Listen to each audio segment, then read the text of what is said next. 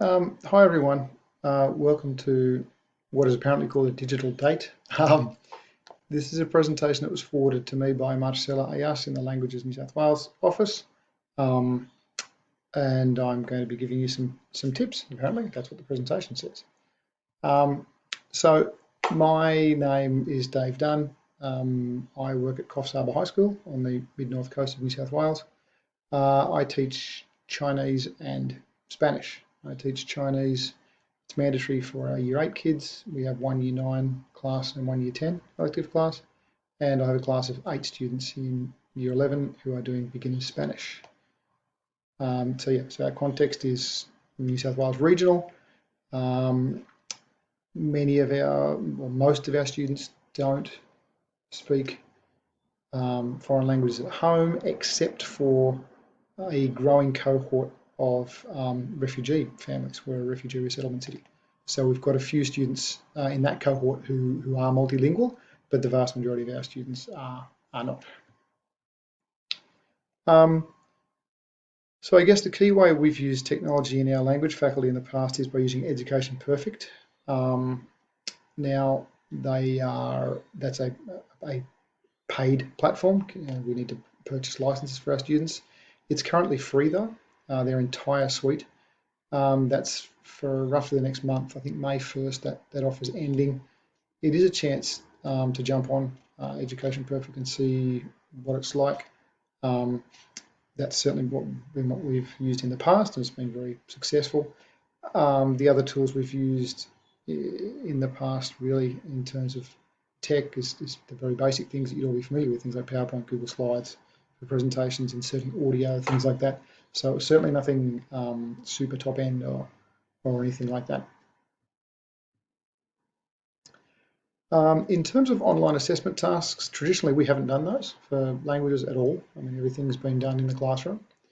It's either the kids doing stuff live, their listening test or their speaking test or whatever, or it's work that we've set for them that we start in class and they can do more work on at home and then bring that back and hand it in.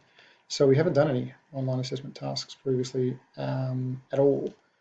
That's currently changing, obviously. Education Perfect is very good in that regard because obviously, I can set the task, collect it, mark it, provide feedback. I can do all of those things online, and it's set up very well to do those things.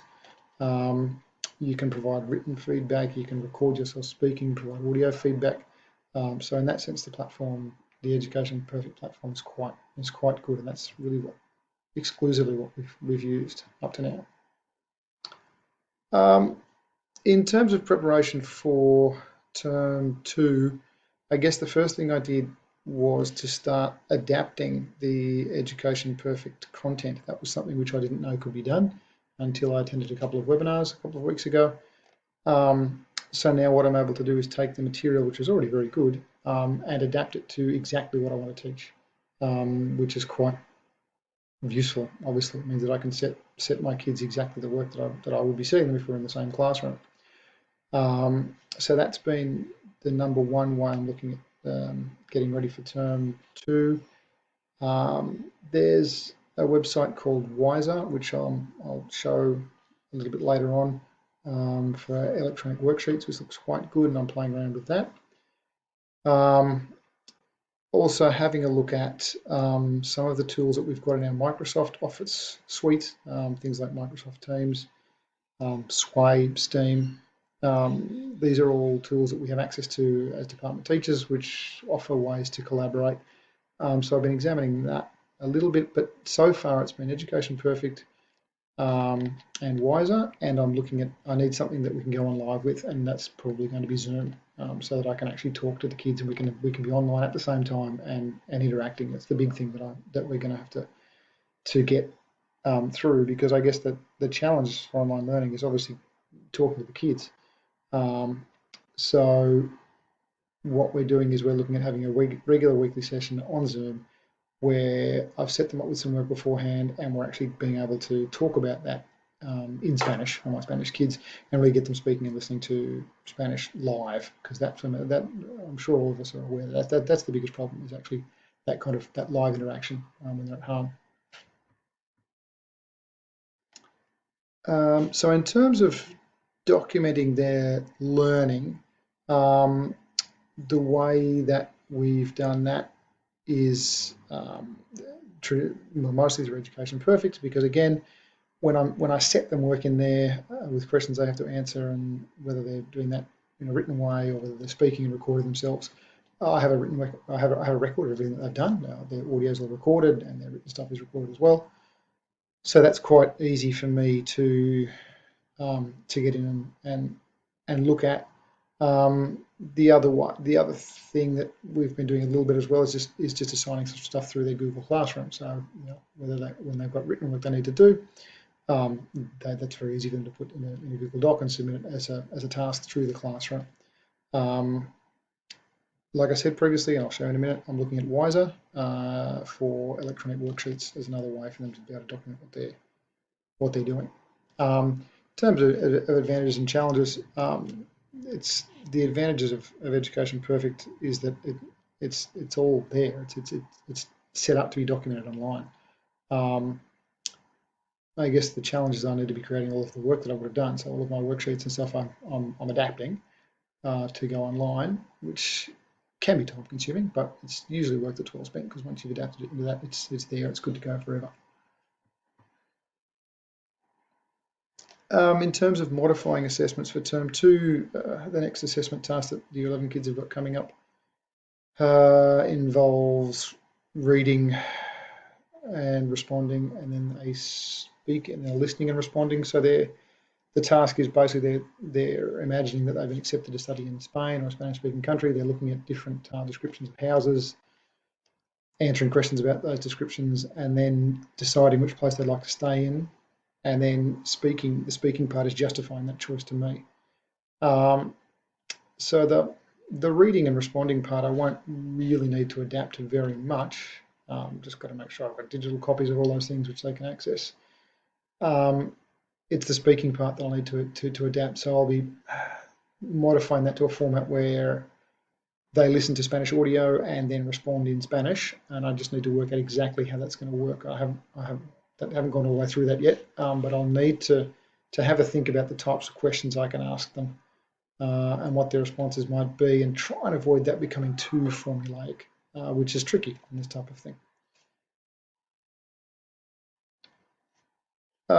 Do I have any online learning tips or resources that I'd like to share? Okay, I've got two things, so that I'm not just talking about Education Perfect the whole time, especially for people who don't have the resources to pay for that for their kids.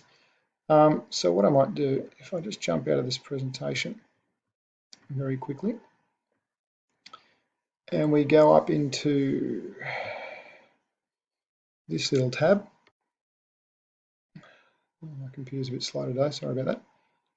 Okay, so this website is called Wiser, wiser.me, and once it opens, hopefully that'll be soon. So this is a way of creating interactive worksheets.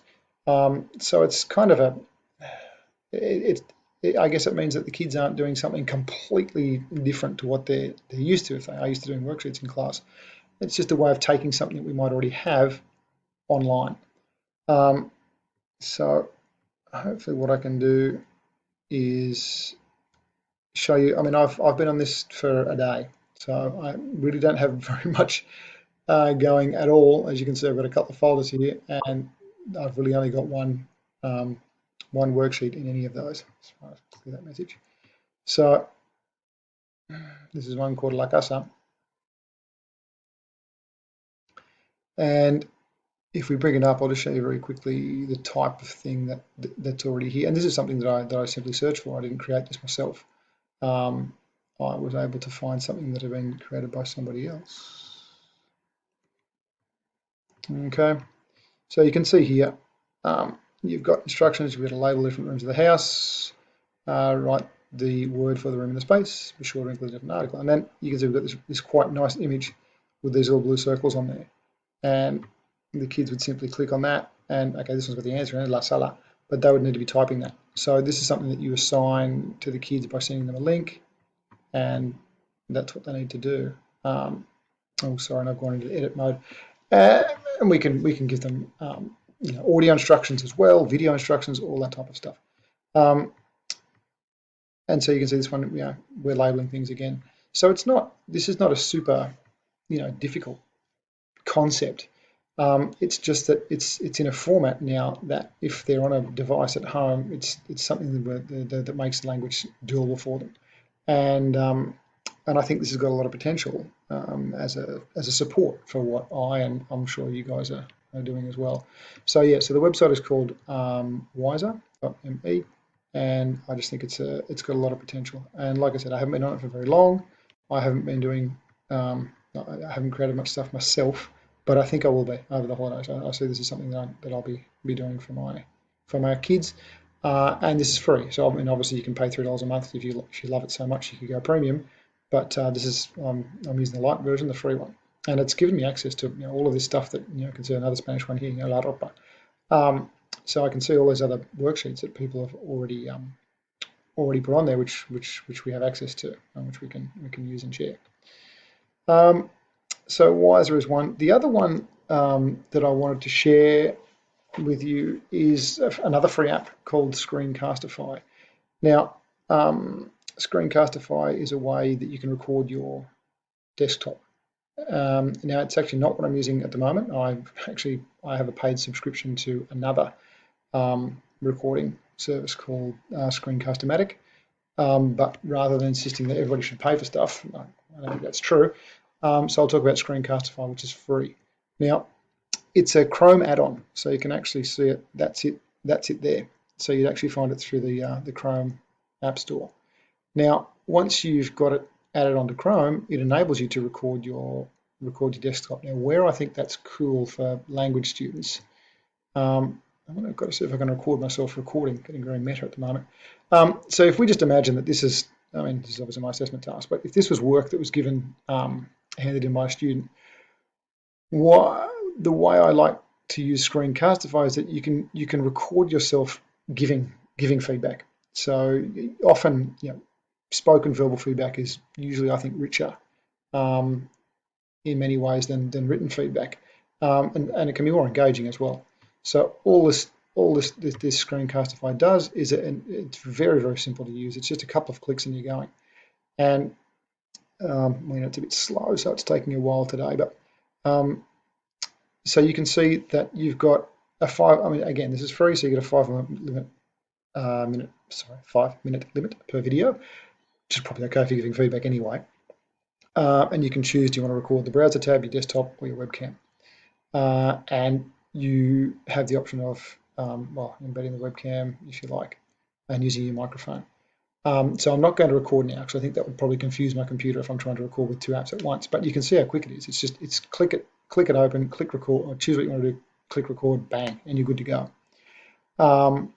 And it simply means that you can have a document open. You can be indicating something with your mouse. Okay, I want to talk about this part where you spelled accommodation. That's really great, and you're recording yourself as you speak, which as a feedback tool is super useful. Now I know this isn't the only one, but it's free and it's easy to use. So I just thought I might share that one. Okay, so let's just jump back into the presentation and see if I'm on track.